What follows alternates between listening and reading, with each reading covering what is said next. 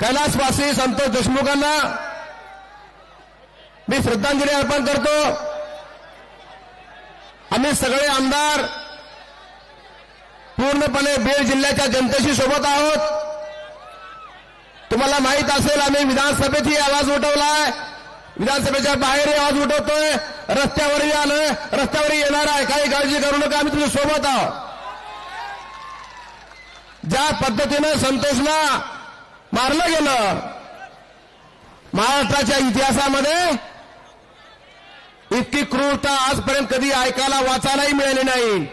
इतक्या क्रूर पद्धतीनं संतोषला मारलं गेलं, तितक्याच पद्धतीनं यांनाही फासावर लटकवल्याशिवाय आम्ही गप्प बसणार नाही, हे तुम्हाला मी सांगायला आलोय। हा आक्रोश काही बीड जिल्ह्याचा नाही, हा आक्रोश संपूर्ण महाराष्ट्रातल्या कानाकोपऱ्यातला आक्रोश आहे। आणि मी या निमित्तानं सरकारमध्ये जरी असलो तरी सरकारला सांगू इच्छितो, या आरोपींना लवकरात लवकर अटक नाही झाली तर हा संपूर्ण आक्रोश महाराष्ट्रातल्या कानाकोपऱ्यात लातूरला, धाराशिवला, जालन्याला सगळीकडे जाणार आहे। आणि ज्या पद्धतीनं कोपर्डीचे मोर्चे निघाले या घटनेनंतर तसे मोर्चे महाराष्ट्रातल्या कानाकोपऱ्यात निघतील, हा इशाराही या निमित्तानं मी देणार आहे। आम्हाला संतोषच्या कुटुंबियाला न्याय मिळाला पाहिजे, हीच आमची मागणी आहे। आणि त्या मागणीसाठी मी खास लातूरवरनं आज आपल्या आक्रोश मुक्त मोर्चामध्ये आलोय। या निमित्तानं सगळी मंडळी मंचावर आहे। हा मोर्चा काही कुण्या पक्षाचा नाही, कुण्या जातीचा नाही, कुण्या धर्माचा नाही, हा मोर्चा आक्रोशित पीडित जनतेचा मोर्चा आहे। आम्ही सुद्धा तेवढेच आक्रोशित आहोत जितके आपण आक्रोशित आहोत।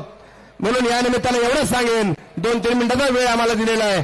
या निमित्तानं मी देशमुख कुटुंबियांनाही आश्वस्त करू इच्छितो की आम्ही तुमच्या पूर्ण ताकदीनं पाठीशी आहोत। मुख्यमंत्र्यांनी सांगितलेलंच आहे आणि मला खात्री आहे की लवकरात लवकर या मुख्य आरोपीला, जे कोणीही असतील, कितीही मोठे असतील, कराड असतील, आणखी कोणी असतील, या सगळ्यांना अटक झाल्याशिवाय राहणार नाही।